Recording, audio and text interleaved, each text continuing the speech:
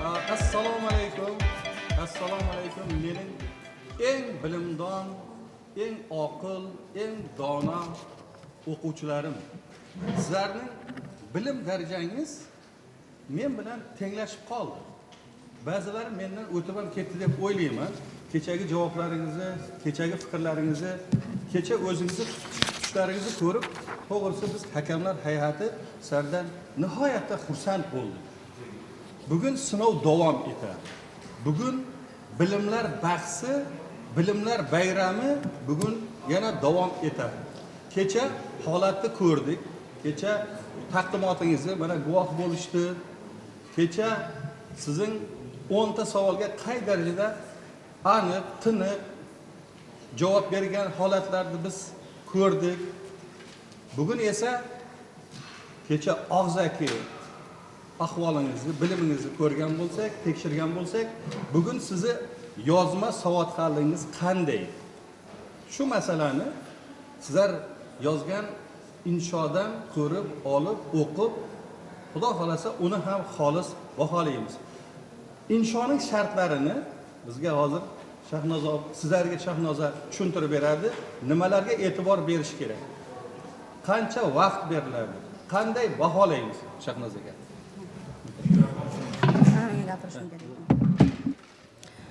Assalomu alaykum hurmatli o'quvchilar. Yaxshi dam oldinglarmi? Uxladinglarmi? Kechasi bilan jang qilib chiqdinglarmi xayollaringda? Hamma yaxshi kayfiyatda, tayyorgarlik ko'rib kelgan.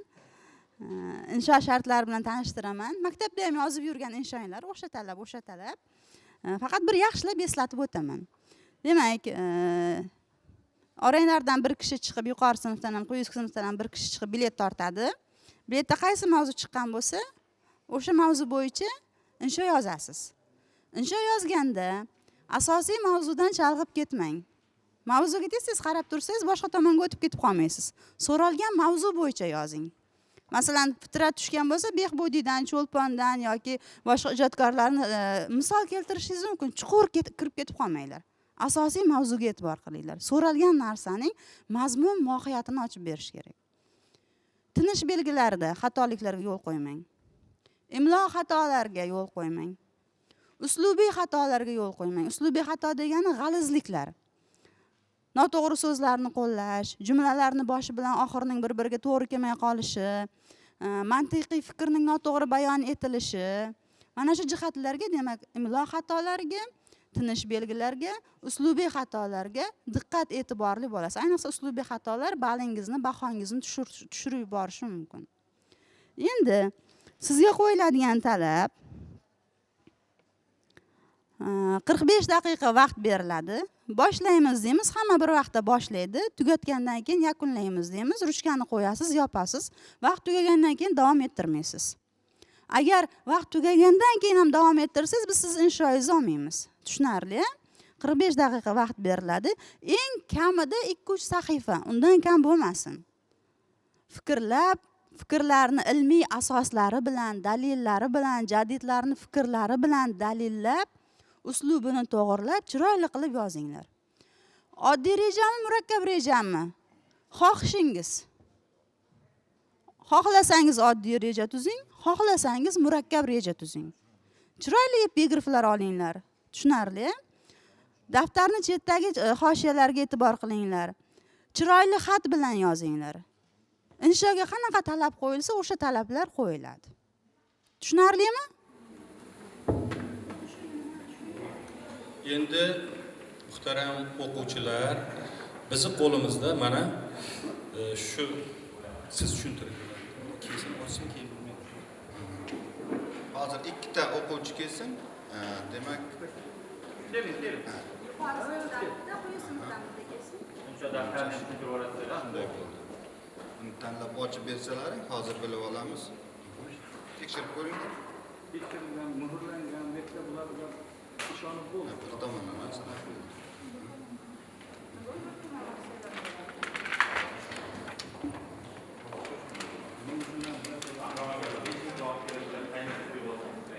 nima? Qiziq savollar.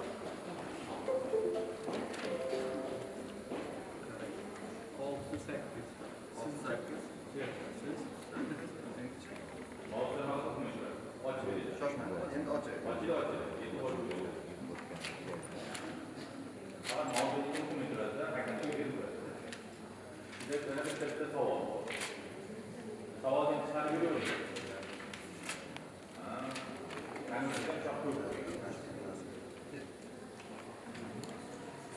Demek 6 takdirde 9-10'daki adam çıkmaz.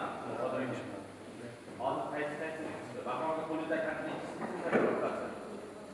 Bu yuqori sinf 9, 10, 6, 7, 8 sinf uchun muhtaram o'quvchilar eshitamiz.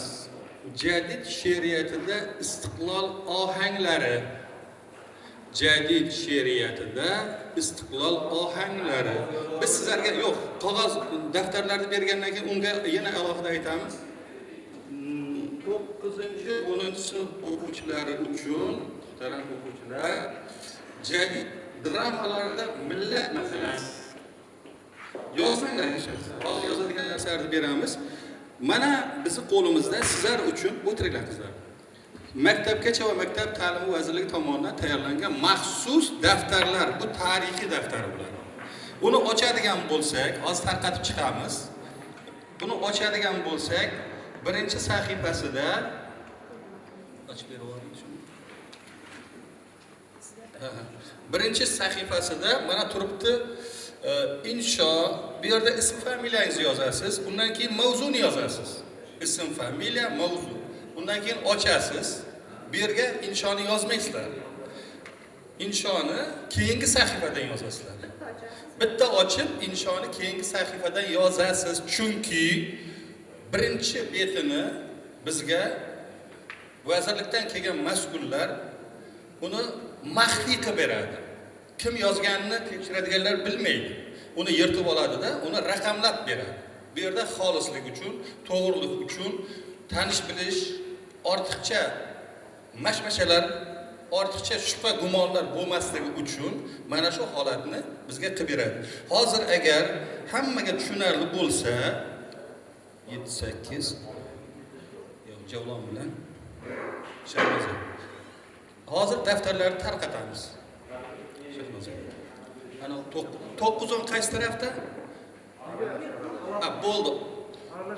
6-7-8 ga 9-10 ga tarqatishinglar.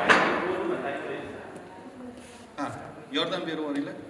Shahnoza, birgalashinglar.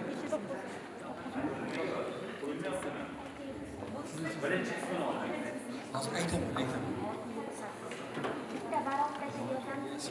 Hozir yana tushuntiramiz. Tushunmadingizmi? Hozir ko'rsatdik. Daftar qo'llaringni olinglar, yana ko'rsatamiz. Daftarni qo'lga olamiz, hurmatli o'quvchilar.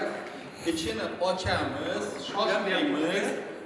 Birinchi navbatda qiladigan ish ruchkalar bor. Ism, familiya yozamiz. Ruchkani tekshirib olsinlar. Keyin boshlagandan keyin.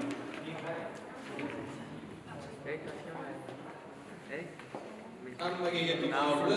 Javob ko'ring. Ism, familiyani yozamiz. Shahnoza qaroring ism, familiyasini yozing.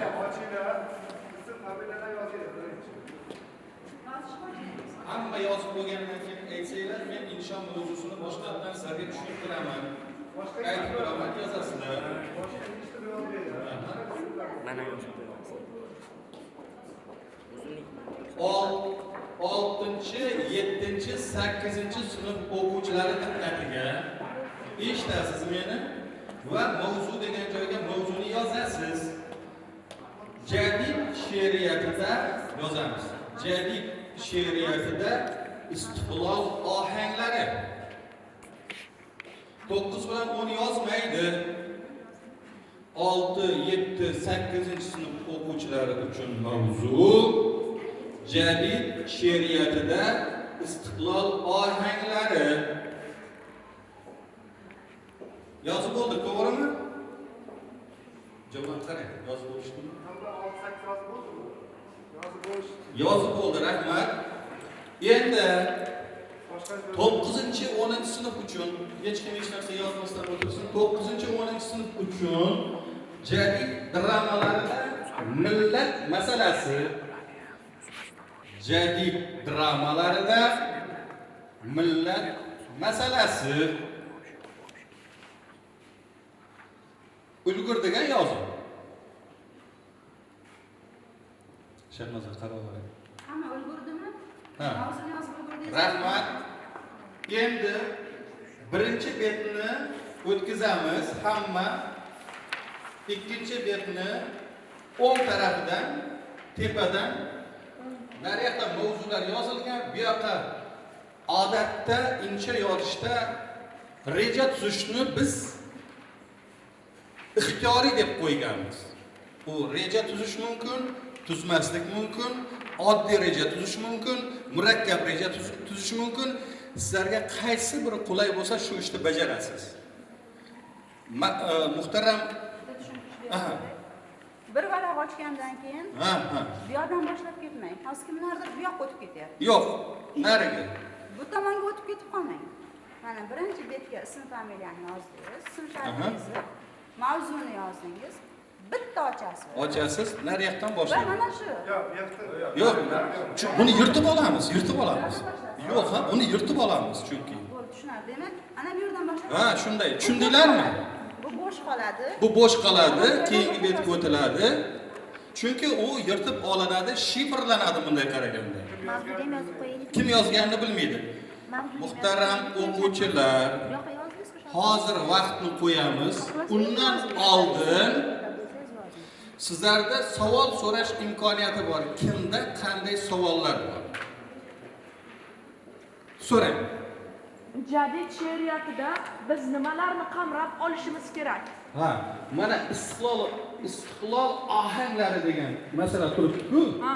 O'sha istiqlol deganda, hurriyat deganda, erk deganda, u she'riyatda kimlar ijod qilgan, qaysi shu yo'nalishda she'rlar yozgan, ana shu masalalarni albatta qamrab olish kerak. Ya'ni bu ohanglari degan o'sha mavzulari degan, g'oyalari degan, yo'nalishlari degan. Tushundingizmi?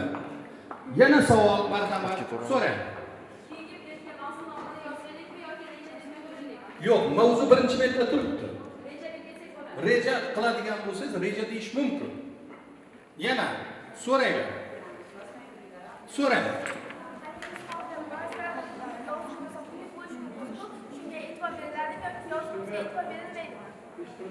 Xatimizga, Xususatgami? E'tibor beriladi. Chiroyli qilib yozinglarda, bizlar uni mikroskop bilan o'qimaylik. Ma'qulmi?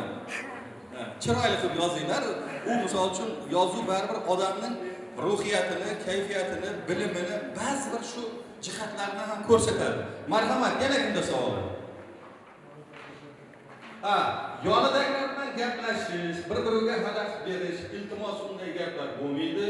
Muhtaram o'quvchilar, agar sizlarda savol bo'lmaydigan bo'lsa, biz vaqt qo'yamiz. Marhamat, hammangizga omad tilaymiz. Vaqt ketdi ama.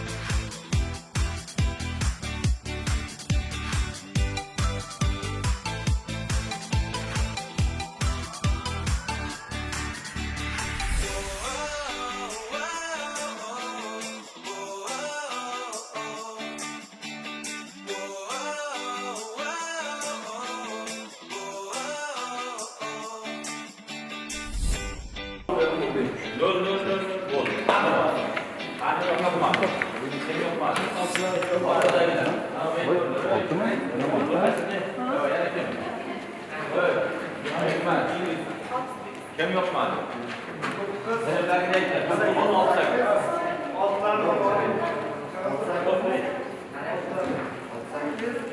Hamma yoq. Katta sinfsizlar 6-8.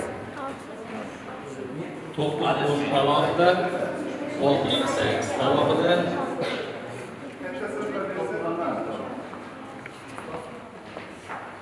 birlashtagi viloyatdan boshlab beramizmi? Ular tepaga chiqib dam hamma topshirdi. Adashmaydi.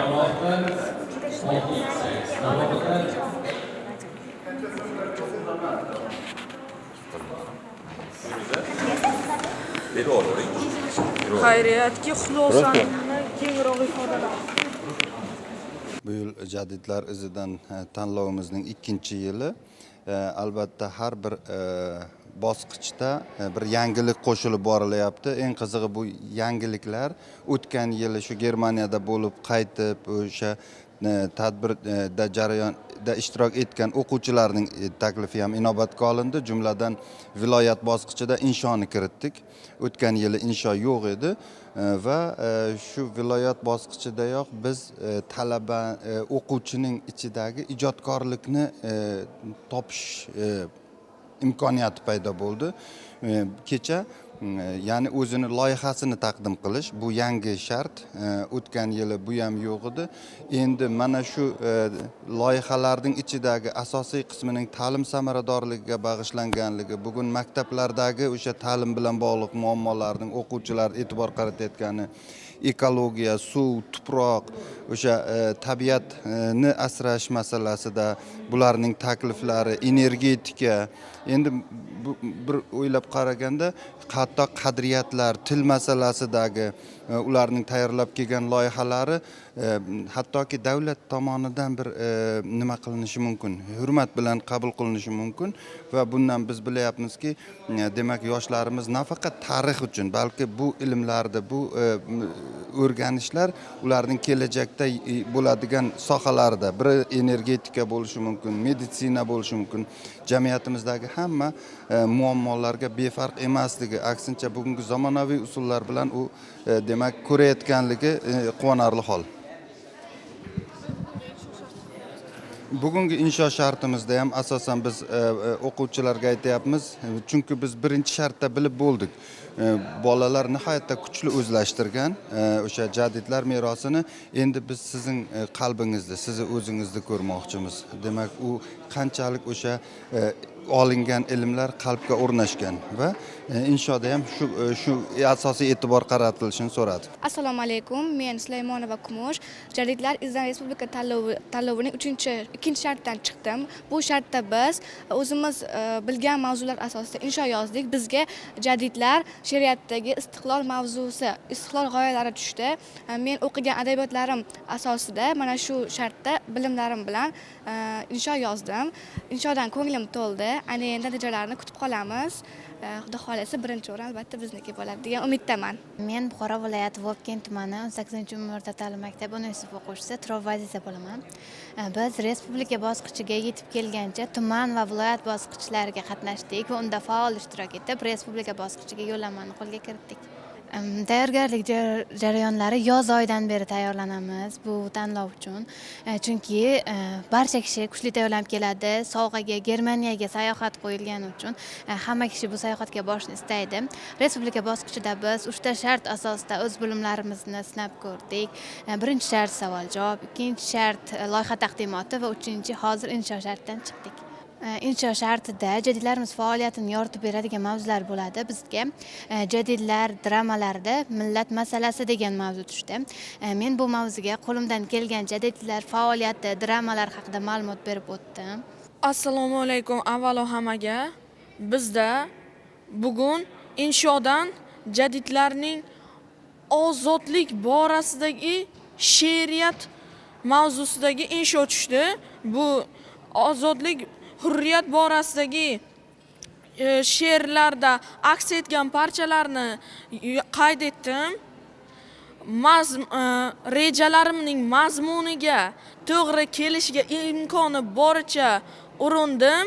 Insho mavzusida men asosan shu jadid bobolarimizning dramalari, ya'ni o'sha Baxtsiz kuyov, Behbudiyning Padarko'sh, Avloniyning Pinak, Portugaliya inqilobi, Biz va siz kabi dramalarga asos qaratdim va ulardagi millat vatanparvarlik, ma'rifatparvarlik ruhini shakllantirish, millat istiqboli uchun qo'shgan hissalarini yozdim. Bugun mana tanlovning ikkinchi kuni. Kecha ikkita bosqichdan iborat shartlar bo'lib o'tdi. Bugun 3-shart, oxirgi shart insho bosqichi. Hozir o'quvchilar ikki sinf toifasi, quyi sinflar, yuqori sinflar bir vaqtning o'zida ikki xil alohida mavzuda insho yozishyapti. Mavzular ularning yosh toifasidan, o'qigan adabiyotlarning qamrovidan kelib chiqib shakllantirilgan va shu mavzuda inshoga qo'yiladigan talablar asosida tekshiriladi va baholar umumlashtirilgandan so'ng e'lon qilinadi. O'tgan yilgidan bu yilgi jarayon qanday farqli jihatlarga ega? Bu yil o'tgan yili 4 bosqichdan iborat shartlar qo'yilgan bo'lsa, bu yil 3 bosqichdan iborat shartlarni qo'ydik. Va mana shu 3 ta bosqichning o'zida ham o'quvchilar o'zining bilimini, qobiliyatini ko'rsatish imkoniyatiga ega bo'ladi. Ayniqsa bu yil yangi shart sifatida taqdimot o'tkazdik. O'quvchilar o'zini yoshidan kelib chiqib, kichik-kichik loyihalar tayyorlashgan va ularni taqdim qilib berishdi. Bundan oldingi bosqichda masalan tanlovning ikkinchi bosqichida quyi sinflarning ko'rsatkichlari yuqori sinflarniki pastroq edi. Lekin mana respublika bosqichiga yetib kelgandan keyin ayniqsa loyihalar taqdimotida yuqori sinflarning imkoniyati ochildi. Ma'lumotlarni eslab qolishda, ularni yoddan aytib berishda yuqori sinflar ko'rsatkichi baland bo'lsa, nimanidir yaratishda, fikrni ifoda etishda, qiyoslashda yuqori sinf o'quvchilarini ustunligi endi ko'rindi. Mana bu taqdimot shartida ularni shunchaki yodlash yosh bosqichidan o'tib, fiziologik va yosh jihatidan nimanidir yaratish bosqichiga kirgan bo'lar ekan bular va bu mana shu shartda ochilyapti. Biz kecha juda afsusda edik. Yuqori sinfdan ko'ra quyi sinflarni ko'rsatkichi yaxshi, ularni fikrlashi yaxshi degan edik, lekin taqdimotga kelgandan keyin yuqori sinflar deyarli tayyor loyihalar, hatto ularning ichida hozirni o'zidan moliyalashtirish mumkin bo'lgan loyihalar ham bor. Endi baribir bu shart birinchi yil bo'lgani uchun ba'zi bir ishtirokchilar uncha tushunmagan yoki o'zini yoshiga munosib bo'lmagan global masalalar qo'yilgan loyihalar ko'tarib kelgan. Bu yerda asosiy e'tibor shu bolani o'zini yoshiga, o'zini ijodkorlikdan kelib chiqib, o'zi hamma narsani qanaqa tushunyapti, mexanizmni qanaqa shakllantiradi, shu jihatlarga e'tibor berdik. Umuman olganda mana yilma-yil o'tgan yili shu tanlov uchun tayyorlangan savollar, adabiyotlar qamrovidan ko'ra bu yilgi savollar va adabiyotlar qamrovi kengroq va og'irroq. Keyingi yil bu savollar yana ham murakkablashadi. Adabiyotlar yana ham kengayadi. Va men o'zim taxminan o'ylayapman, yaqin 5 yil ichida bu bemalol qardoshlar o'rtasida qozoq, qirg'iz, turkman bolalari ham ishtirok etishi mumkin bo'lgan tanlovga aylanadi. Chunki jadidchilik davri ular ham bosib o'tgan, ularning ham jadidlari bor, ularning ham yaratgan ilmiy, adabiy asarlari bor. Biz sekin-sekin mana shu o'qiladigan kitoblarning qamrovini kengaytirib boramiz. Sekin-sekin murakkabroq asarlarni, murakkabroq maqolalarni qo'yib boramiz va bolalar ham shunga tayyorgarlik ko'rib boryapti. O'tgan yil adabiyotlarni o'zlashtirishga qiynalgan bolalar mana bu yil bemalol ibratli maqolalarni o'qiyapti. Ibratli maqolalar til jihatdan juda murakkab. Ular sekin-sekin shularni ham o'qishga kiryapti. Bu nima degani? Bolalar biz hozir unutilib borayotgan, uzoqlashib borayotgan adabiy tilga lug'atlarsiz o'qish sekin-sekin shu yo'lga tushyapti. Adabiy tilga yaqinlashyapti, adabiyotga yaqinlashyapti. 1000 marta kitob o'qi deganingiz bilan bo'lmaydi u narsa. O'qitish mexanizmini ishlab chiqish kerak. Mana shu tanlov shunaqa zo'r mexanizm. Bola o'zi men Germaniyaga borishim kerak. 100 yil oldin borgan akalarim, opalarim, ajdodlarim orqasidan borishim kerak. 100 yil oldin ular borgan joyga men bora olmaymanmi degan savolni qo'yapti. Va o'z-o'zidan bu rivojlangan katta dunyoga borib ko'rib kelish, uni dunyo qarashini, tasavvurlarini butunlay o'zgartiradi. Bular boradigan Humboldt universiteti bu ham borib o'qigisi keladi, o'sha yerning talabasi bo'lgisi keladi va uni yaqin kelajagi uchun aniq rejalar qo'yishga, katta-katta orzular qilishga o'rgatadi bu proyekt. Kitob o'qishga o'rgatadi bu proyekt. qiyoslashga o'rgatadi bu proyekt. Ko'rgan ma'lumotni shunchaki hazm qilishga emas, uni qiyoslab, tahlil qilib o'ziga singdirishga o'rgatadi bu proyekt. Maqsadlari, orzulari juda katta bu bolalarni va Maktabgacha va Maktab ta'limi vazirligining ham maqsad muddaosi shundan iborat. Umid qilamanki, mana yaxshi mutaxassislar jamoasi yig'ilgan, bosqichma-bosqich bu maqsadlar hammasiga erishiladi. Biz imkon qadar jarayonni ochiq ko'rsatishga, ota-onalar uchun, ustozlar uchun ochiq ko'rsatishga, baholash tizimini ham ochiq amalga oshirishga, shaffoflikka erishishga harakat qilyapmiz. Va bolalar umid qilamanki, o'zini bilimi, qobiliyatiga yarasha munosib baholanadi va o'z orzulariga erishadi deb umid qilaman. Izidan tanlovining respublika bosqichining ikkinchi shartida, ya'ni insho shartida bizdan hakamlar hay'ati tomonidan berilgan mavzu asosida insho yozish talab etildi va inshoning mavzusi jadidlarning dramalarida millat masalasi mavzusi tushdi va imkonim qadar, ya'ni o'qiganim qadar bu dramalar mavzuga javob berishga, ya'ni insho yozishga harakat qildim va o'ylaymanki, yaxshi fikrlar bera oldim va inshoyimda o'sha jadidlarning dramalarini, ularning g'oyasini va ularning bugungi kundagi ahamiyatini, tarbiyaviy ahamiyatlarini keltirib o'tdim va ularning bugungi hayotimizdagi qo'llanilish joylarini, bugungi kunda o'sha dramalarning kerakli joylarini ham aytib o'tdim. Misol uchun, o'sha Fitratning Hind ixtilolchilari, Chin sevish, Avloniyning Portugaliya inqilobi, Pinak, Biz va siz kabi dramalardan misollar keltirdim, ularning g'oyalarini aytdim va undagi millat timsolini yoritib bera oldim deb o'ylayman.